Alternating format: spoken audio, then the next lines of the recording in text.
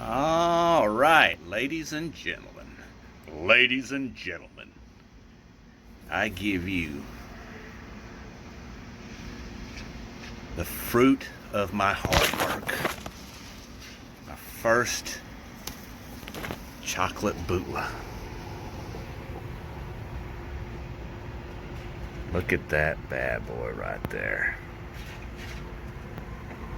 Yeah. This is the first one. You've seen it picked right off the vine. Plant, whatever. You get what I'm talking about. So yeah, I germinated the seeds. They were DM seeds for Dave Miner, and all the phenos are really pretty accurate. Some are pretty close. Pretty close. They all look a lot the same.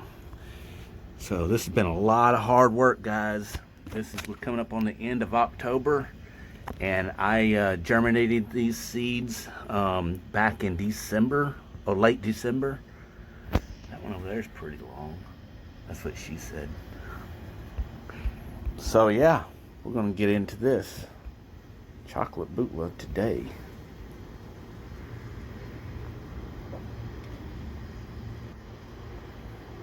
Right on. All right, guys. What's up, YouTube fam?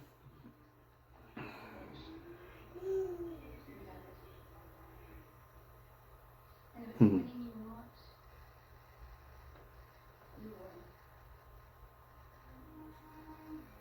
at that pod. I'm so proud of growing these. Chocolate Bhutlah. Now, it's been a lot of work I put into getting this guy going. And now I did say I germinated the seeds in December, and now we're into late October. It typically does not take that long, as you all know. I had a hard time getting these to come around with my other plants because I was just doing it wrong. And my friends came around and helped me and got me back on track. Marcus Lewis, Mark, Pepperhead Savage Gardener. I can't say enough, man. Had he not told me about using the hydrogen peroxide, that was a key component. Troy Primo's helped me with these from the very start. Bradford Moore, of course, James J. This just names a few, and Nick Kemp's, and I act like I'm accepting an Oscar here. Richard Chambers, they've helped me get this come a long way. This is extra special to me, obviously, because of all the hard work I put into it, and finally got one. This is the first ripe one. I'm thinking it's ripe. It's chocolate, and it's been that way for, heck, I don't know, maybe a week or so. I don't know. I didn't see it when it actually turned. But I know the other ones are slowly starting to turn, but this is the one that was there first. So, I'm guessing it's ready. Guess when it fully chocolates, it's a ready-to-eat pod. So, without further ado, guys, I am not stalling at all. I am so excited to eat this pod. This is very exciting for me. I don't know where it'll get me. It may not get me very hot at all, because I know they're very hot, but I know where my tolerance is. It may light me up. We're just gonna have to find out, guys. This is the first one. Now there was a little one that I ate a little while back. It just barely was a little like a little BB size thing, and it was pretty hot. It was surprisingly for what it was. But yeah, man, I'm so excited about this. All right, y'all. As Tom, artist formerly known as Elwood, would say, this is gonna hurt. All right, y'all.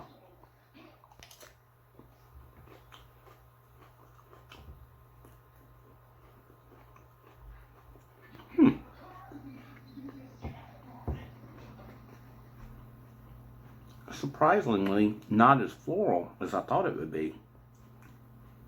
It's not a bad tasting pod. It's not sweet, but it's not really floral. I'm not getting bitter out of it either. It may be why Dave Miner is one of the top growers around, but he's up there. He ranks up there. He grows really good peppers.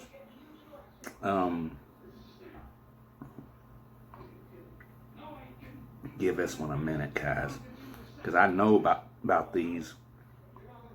I've eaten them before, but being that this is a DM, this one's liable to be a lot hotter than the ones I've had before.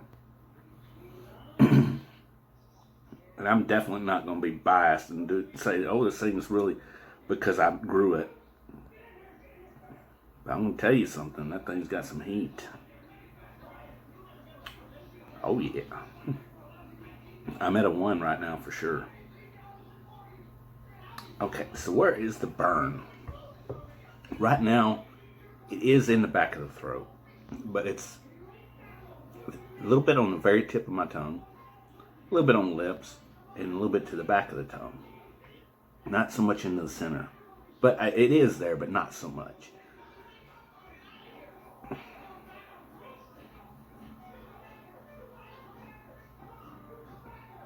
Pound for pound, I would say it's as hot as that Primo I ate yesterday.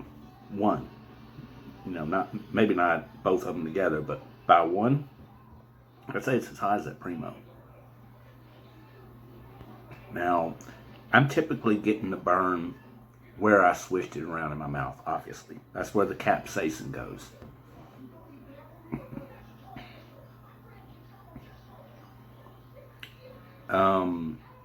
Comparatively to a Carolina Reaper, yeah, it's hotter. Oh, yeah. Is it hotter than the Primo? I don't think it's hotter than the Primo. I think it's right there with it. Is it hotter than the Primatali? No. The Primatali, to me, it was hotter than the Primo, but not by much. But it may have been the Primatali I got, and it might be the Primos I'm getting. I've had other peppers, I'm trying to remember the names, other than the Hellhammer, that is hotter than all of this. And it's come from Nick Kemp's. Oh, that Dragon's Breath that was sent to me by Uncle Bull Cow, it's hotter than this. But not by a whole lot. But the Hellhammer's in a whole other league of its own. A whole other league of its own. My good friend Rat Grizzly Heat Griffin did a video eating that Hellhammer the other day. Day before yesterday, I believe it was. And he agrees it is the hottest pod he has ever had. And that's saying a lot. Because my boy Rhett is eating a lot of hot stuff, guys. I'm going to give this one, I'm at about a 2. It's just my honest opinion. I'm at about a 2.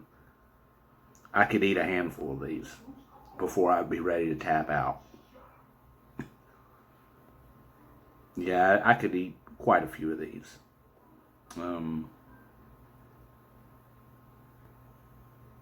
But I've eaten 2 Hellhammers back to back.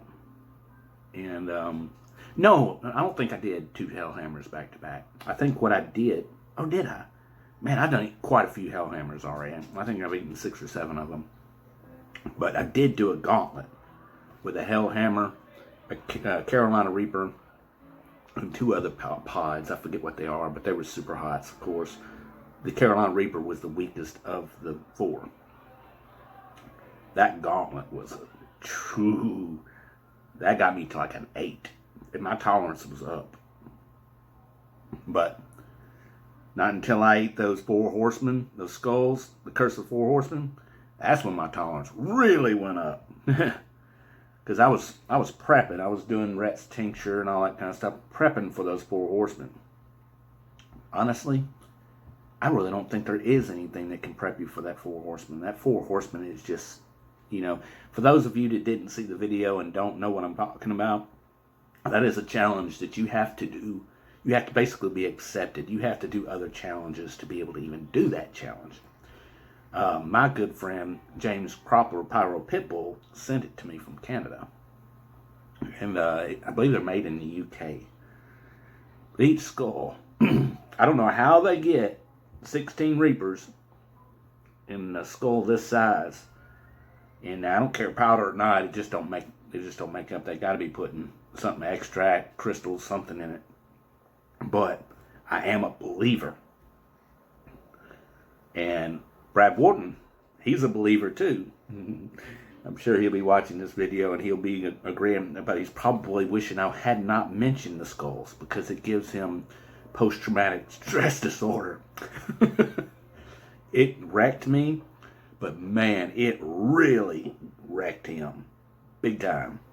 I would love to have seen his aftermath, because when he was going into the second skull and getting into the second skull, he was hurting. When I hurt was when it was about time. I got the 2 and I got the time, and then that's when I was like, oh man, I'm in trouble. I'm only halfway and I'm not going to be able to do this. And then it started kicking in harder and harder. When I got off camera is when it really started hurting. So I had to get back on and give a kind of a post of y'all seen it know. Man, I'm a believer. It's every bit of 16 Reapers in one. Let's say every bit of 16 Primos. Because I don't really believe there is a such thing as a Reaper. As we're all starting to find out more and more about. This is going to get really interesting really quick. You know the saying, you give someone an inch of rope, and if they're greedy, they'll end up hanging themselves. They'll take enough to hang themselves. Yeah, y'all keep your eyes out and see what's going on. It's coming to light. But yeah, I'd say I would give that a 2, and a respectful 2.